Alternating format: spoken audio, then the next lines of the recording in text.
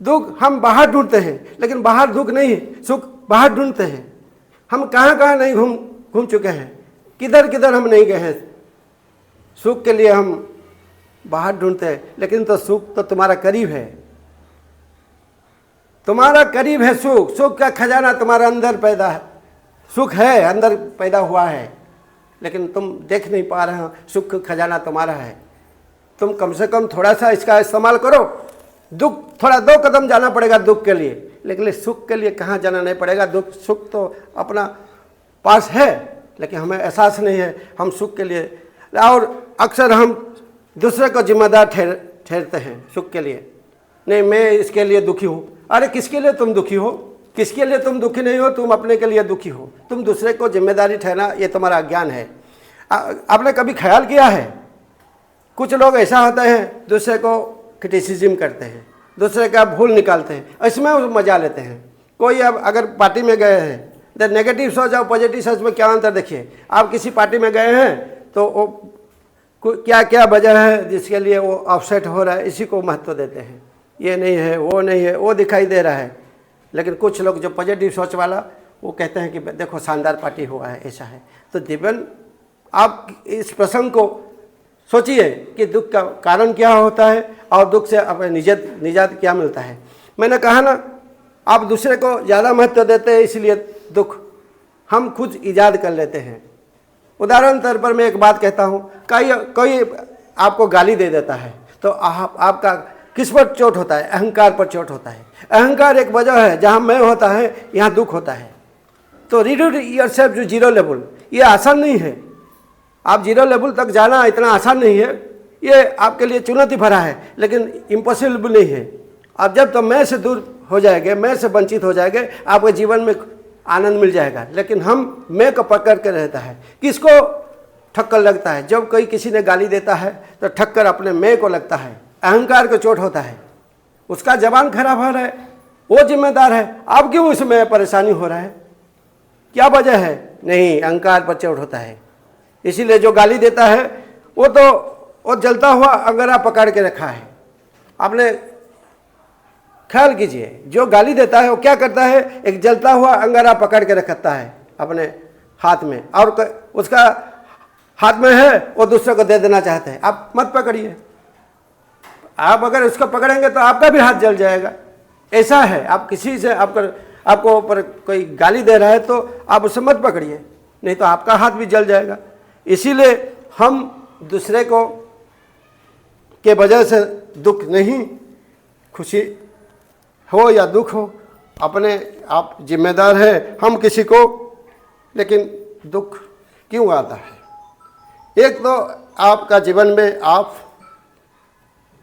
आसक्ति वजह से दुख होता है। आप किसी से अगर ज़्यादा लगाव करेंगे, आसक्ति हो जाएगा, तो ये भी एक दुख का कारण होता है। आप परिवार में है, आपका आसक्ति हो जाता है। आप किसी के रिश्तेदार से आसक्ति हो जाता है। रिश्ता होना चाहिए, अगर उसको अगर ज़्यादा अहमियत दोगे तो भी ये भी दुख का कारण होगा। क्यों? जब कोई समस्या होगा, घर के ऊपर कोई गाज गिरेगा, किसी का आप रिश्तेदार का एक्सीडेंट होगा या जान चले जाएगा, तो आपका इसका ऊपर आपका असर होगा। इसीलिए ज़्यादा आसक्ति से दूर होने से आपका खुशी आप प्राप्त कर सकते हैं। ये भी एक मौका है, लेकिन हम पकड़ के चलते हैं। देखो, 5 साल पहले, 10 साल पहले आपको किसी ने गाली दिया था।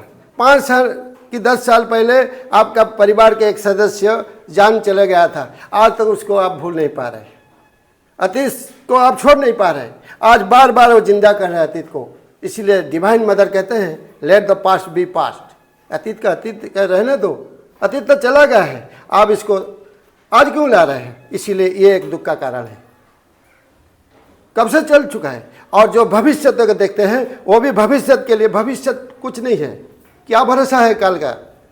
भविष्य तो एक सपना की तरफ होता है, लेकिन भविष्य के लिए हम सुख ढूंढते हैं, भविष्य में सुख ढूंढते हैं, खुशी ढूंढते हैं। आज नहीं है तो क्या है, कल हमको खुशी नसीब होगा, कल होगा। कल आज से कल पैदा होता है, आज से कल पैदा होता है। इसलिए उम्मीद मत रखना कि कल हमें खुशी होगा, क्या भरोसा है, कल नहीं आएगा, कल तो आता ही नहीं। कल कल कभी नहीं होता, कल जब आएगा ना फिर वर्तमान हो जाएगा। इसीलिए खुशी अभी अभी इसी वक्त चाहिए, वर्तमान खुशी चाहिए। वर्तमान अगर खुशी इसी पल में आप खुशी महसूस नहीं कर पा रहे हैं तो आप भविष्य में खुशी मिलेगा इसका कोई गारंटी नहीं है। मैं एक उदाहरण दे रहा हूँ। एक आदमी नौकरी किया था, नौकरी बाद उसने क्या रिटायर किया। जो बस सच्ची बात मैं उसका उदाहरण दे रहा हूँ, उदाहरण काफ़ी है। मैं चुन चुन के एक उदाहरण दे रहा हूँ कि जो भविष्य में वो सपना देखा था, जो सपने की दुनिया में खो गया कि भविष्य में हमको खुशी, अरे रिटायर हो गया, 60 साल हो गया, अपने क्या क्या जो भी पेंशन मिलता है, जब भी पेंशन मिलता है जो पैसा को लोग बैंक में अकाउंट में वो डिपॉजिट कर लेता था। उसी दौरान कोई मोबाइल इतना नहीं चल रहा था, मुझे ठीक से मालूम है। तो वो कुछ एक महीने के बाद जितना पैसा निकलता था वो बैंक में अकाउंट में डिपॉजिट कर लेता था और दिखता था नंबर, आज ये महीना में इतना पैसा हुआ, अगले महीने में कितना होगा, इतना हो रहा है। तो वो नंबर से खुशी होता है। एक दिन में पैसा निकल कर हाथ में पकड़ा नहीं, ना उस पैसा को खजाना से निकल कर, इस पासबुक से निकल कर कभी भी इस्तेमाल नहीं किया, सिर्फ डिपॉजिट करता चला गया। शायद इसका खमियाजा भी उसे भोगना पड़ा। एक दिन आया, अचानक उसका मौत हो गया। तो क्या मिला इस पैसा से, क्या मिला उसको? जिंदगी में उसने वर्तमान को खराब किया। उसने जिंदगी में जो भी कमाया था वो तो डिपॉजिट था, उसका पर्सनल पैसा भी उसने डिपॉजिट कर लिया, लेकिन आखिर में मिला क्या? वो पैसा था नहीं उसका, शायद वो सिर्फ नंबर से उसको संतुष्टि मिल रहा था। इसीलिए उम्मीद अगर रखेंगे, आज मैं नहीं कह रहा कि डिपॉजिट मत करो, अगले के लिए भविष्य के सपना मत देखो, ये नहीं बोल रहा हूँ मैं। मेरा कहने का आप समझिए क्या लक्ष्य है कि आज हम कामना करेंगे काल हमें खुशी मिलेगा, इसका कोई भरोसा नहीं। कल का निकला हुआ सूरज तुम्हें दिखने का नसीब होगा कि नहीं, किसी को पता नहीं है। क्योंकि बहुत आदमी सोते हैं रात में तो जागते नहीं सुबह। इसीलिए अभी इसी वक्त खुशी आप इजहार कीजिए। ये मौका, ये सुनहरा मौका को आप कभी भी मत छोड़िए। क्योंकि देखो, लेकिन हम क्या करते हैं, दूसरों को खुशी में खुशी नहीं होते हैं। दूसरे के दुख में दुखी होना आसान है, लेकिन दूसरों को खुशी में खुशी होना मुश्किल है। आप ख्याल कीजिए, दूसरों को दुख में दुखी होना बहुत आसान है। आपके पड़ोसी में किसी का देहांत हो गया, किसी का कुछ एक्सीडेंट हो गया, आप जाकर वहाँ पर आपका संवेदना देंगे, आपका आंखों से आंसू भी निकल जाएगा। आप डुप्लीकेट भी नहीं कर रहे, डुप्लीकेसी भी नहीं कर, सच में आप दुखी हो गए हैं। क्योंकि दुख से दुखी हो जाना बहुत आसान है, आप कभी भी दुखी हो जाते हैं। लेकिन उसका घर में जब तरक्की होता है ना, आदमी दुख होता है, खुशी नहीं होता है। हाँ, मेरे सामने आदमी इतना बड़ा हो गया, एक दोनों हम मिल के नौकरी कर रहे थे, उसका प्रमोशन हो गया, मेरा नहीं हुआ, यही दुख का कारण है। इसका प्रमोशन हो गया, मेरा प्रमोशन नहीं हुआ। अच्छा, उसका क्या हुआ, इसका लड़की का शादी हो गया, अरे देखो इसका लड़की का शादी हुआ, मेरे अभी तक 2 लड़की घर में है, शादी नहीं हुआ। तो इसका सुख में तुम खुशी आना चाहिए कि नहीं? लेकिन हम खुशी नहीं होते हैं, उसका दुख में दुखी हो जाते हैं। तो हमारे लिए सबसे चुनौती है कि अगर आप खुशी चाहते हैं तो एक बात आज सुन लीजिए, आप दिल को साफ कर दीजिए और उसका खुशी में शामिल हो जाइए।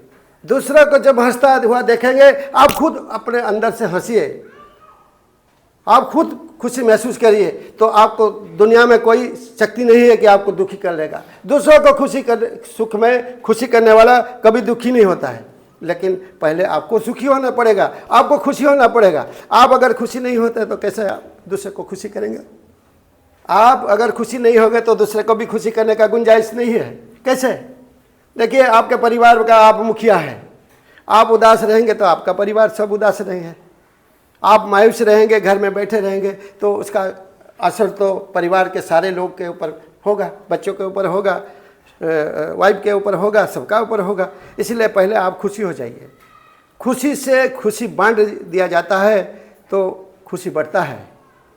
खुशी अगर बांट दे, लेकिन आप क्या करते हैं, आप क्या करें, दुख को बांटते हैं। मेरे बहुत दुख है, थोड़ा दुख को शेयर कर लो, दुख का बोझ कम हो जाएगा। कभी बोझ कम नहीं होता है। दुख को, हमारे गलतफहमी है कि दुख को किसी के साथ हम शेयर कर देंगे, दुख को बांटेंगे तो दुख ही होता है।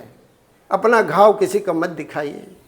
घाव दिखाने से घाव बढ़ता है। घाव का मलहम लगाने वाला दुनिया में कोई नहीं है। आप अपने को, अपना दुख में सुख ढूंढिए, अपने घाव में खुद मलहम लगाइए तो आप खुशी महसूस करिए। आप किसी के ऊपर निर्भर मत कीजिए। अगर निर्भर करना है तो परमात्मा के ऊपर निर्भर कीजिए। वो तुमको सब दिया है। दुनिया में क्या नहीं है, सब कुछ। तो खुशी होने का तो तुम्हें सब कुछ दिया है, इसके बावजूद आप दुखी हो रहे हैं तो इसका कारण खुद आप जिम्मेदार हैं। वैल्यू योरसेल्फ, अपने आप को खुद वैल्यू देना सीखिए, सीख लेना चाहिए। तुम अपने आप को वैल्यू नहीं दोगे तो दूसरे तुमको क्यों वैल्यू देंगे। इसीलिए खुशी बांटने से खुशी मिलता है। इसीलिए आप खुशी बांट दीजिए तो आपको खुशी मिलेगा, वरना खुशी। और एक वजह क्या होता है दुख का कारण खुशी नहीं पाते हैं, compare. Don't compare with others. हम लोग कंपेयर करते हैं, लेकिन हम कंपेयर करने का तरीका भी हमको मालूम नहीं है। कैसे कंपेयर करते हैं। आपका पास मान लीजिए एक बाइक है, तो आप क्या करते हैं, आप देखते हैं कि आपका पड़ोसी के पास एक कार है, तो आपका लगता है अरे इसका पास कार है, मेरा पास तो एक बाइक है, बेचारा मैं देखो तो मैं कैसा मेरा हालत है, काश मुझे कार एक ठो मिल जाता तो कैसा होता, कितना खुशी नहीं होता। लेकिन आपको कार नसीब नहीं हुआ, आप दुखी हो जाते हैं। लेकिन आपने कभी ख्याल किया है आपके बगल वाला में भी और एक आदमी है जिसका पास साइकिल है। आपका पास तो बाइक है, उसका पास तो साइकिल है। फिर आपने कभी देखा है किसी के पास साइकिल भी नहीं है, वो पैर में चल के जाते हैं। और आपने कभी देखा है, जाकर देखिए स्टेशन में किसी का पास पैर भी नहीं है, व्हील चेयर में जाता है। आप इसको मत देखिए, तो आप देखेंगे नहीं तो आप कैसे खुशी अनुभव करेंगे। पहले देखना है तो सबको देखिए, ऊपर वाला को भी देखिए तो नीचे वाला को देखिए, तो कंपैरिजन करना है तो दोनों को कर दीजिए, तो आपको पता चला है ये संसार में, दुनिया में आपको क्या नहीं दिया है। भगवान परमात्मा ने आपको सब दिया है, लेकिन आप खुशी में रहना चाहिए। आपका पैदाशी हक खुशी होने के बावजूद, आपका जन्म से खुशी आपका अधिकार है।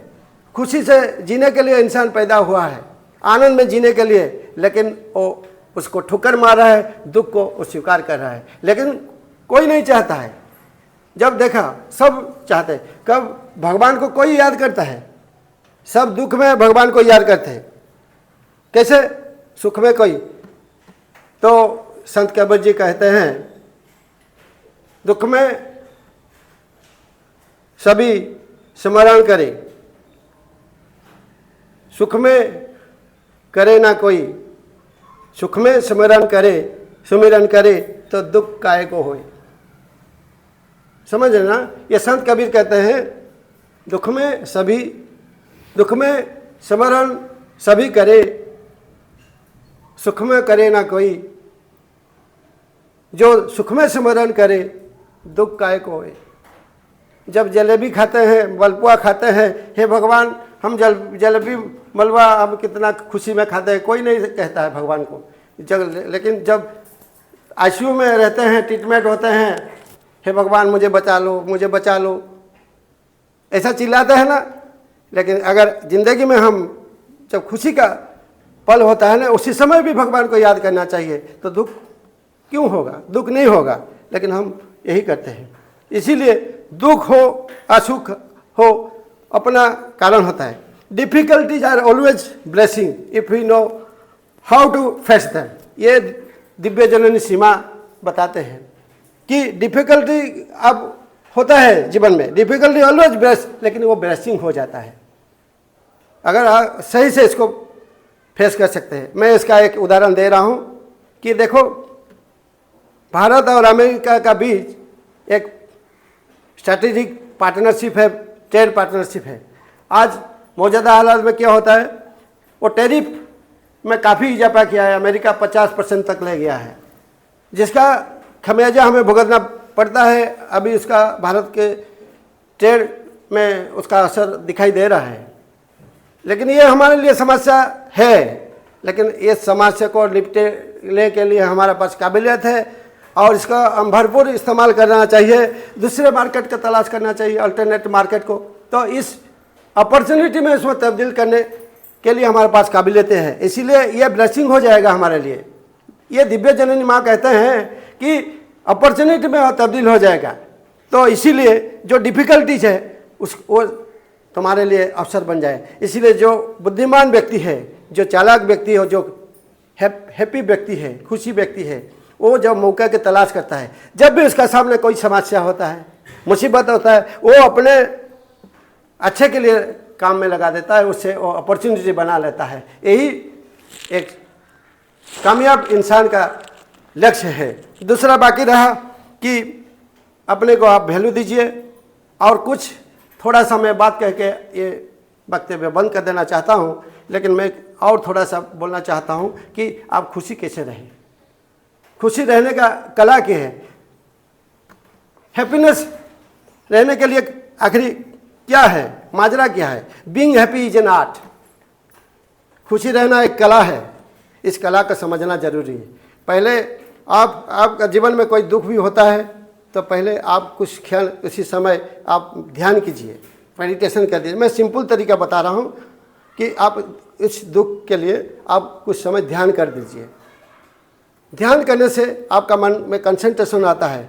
आप अपना जीवनचर्या जो है उसमें आप मॉर्निंग वॉक कीजिए, फिजिकल एक्सरसाइज कीजिए, जो भी है अपना बॉडी को फिट रखिए। आप कुछ समय आप नींद कम से कम जो ज़रूरी है इंसान के लिए, नींद को आप हराम मत कीजिए। क्योंकि आजकल लोगों के पास पैसा बहुत है, बिल्डिंग बना लेते हैं, आलीशान बंगला बना लेते हैं, लेकिन पैसे से नींद खरीदा नहीं जाता है। लेकिन आप नींद से कॉम्प्रोमाइज मत कीजिए, तो आपका स्वास्थ्य अच्छा रहेगा, तो आप स्वस्थ रहेगा तो आप कामयाब हो जाएंगे, आप खुशी ईजाद कर लेंगे खुशी के लिए एक। लेकिन बाहर फैक्टर के लिए खुशी नहीं है, अंदर में खुशी को आप देख सकते हैं, महसूस कर सकते हैं, ईजाद कर सकते हैं। The outside factors is not responsible for your happiness, बाहर से नहीं। इसीलिए क्या होता है, श्री अरबिंदो का योग में एक ट्रांसफॉर्मेशन, इवोल्यूशन ऑफ कॉन्शसनेस जिसे कहते हैं, ट्रांसफॉर्मेशन जो रूपांतरित होता है मन प्राण शरीर का, जब आप surrender yourself to before the divine. ये एक आसान तरीका है, आप डिवाइन के समर्पण कर दीजिए। समर्पण में जो भी काम कर रहे हैं, अच्छा जो काम कर रहे हैं, पहले समर्पण कर दीजिए, तो आपको लगेगा कि मेरा डिवाइन है। And divine is never forget that divine is looking at you. तुम्हारा पास तुम्हारा सब समस्या का हल हो जाएगा और आज आप जीवन में खुशी महसूस करेंगे। लेकिन दूसरों को भी आप खुशी करना चाहिए, लेकिन दूसरे को खुशी करना चक्कर में अपना खुशी को मत भूल जाइए। देखिए, आप घर के मुखिया हैं, आप कहेंगे कि मैं अपना पत्नी को खुशी कर दूंगा, बच्चे को खुशी कर दूंगा, तब मैं खुशी मेरा होगा। पत्नी अगर कहेगा कि मैं अपना स्वामी को खुशी कर दूंगा, बच्चे को खुशी कर देंगे, उसके बाद मेरा खुशी होगा, तो यह अक्सर नहीं होता है। आप दूसरे को खुशी के चक्कर में अपने खुशी को मत गवाइए, आप दूसरे को भी खुशी कर दीजिए, साथ में अपने को भी खुशी जियो और जीने दो। तुम खुशी रहो, दूसरे को खुशी रहो। इसलिए आप जो भी है पहले आप खुशी रहिए, तो दूसरे को आप खुशी कर सकते हैं। इसीलिए अपने अंदर की खुशी को आप ईजाद कीजिए, जो जिसे आनंद कहते हैं। आनंद क्या है? आनंद कंफर्ट से नहीं होता है। प्लेजर और आनंद के डिफरेंस क्या है? प्लेजर वाइटल सेटिस्फेक्शन से होता है। प्लेजर कोई सेंसरी अर्गान से आपको खुशी मिलता है तो ये टेम्पररी है, इसे प्लेजर कहते हैं। लेकिन आध्यात्म की दुनिया में ब्लिस आनंद चाहिए, जो जहाँ दुख से भी आप निपट सकते हैं। जो आनंद आपको परमानेंट आनंद मिलता है, वो सब दिन के लिए रहता है। वो अभी तभी हो सकता है if you surrender yourself before the divine. भगवान के पास आप समर्पण कर दीजिए। दुख भी भगवान का है, सुख भी भगवान का है। अपना मंजिल आपको साफ दिखाई देगा और आप खुशी महसूस करेंगे। धन्यवाद। वंदे मातरम।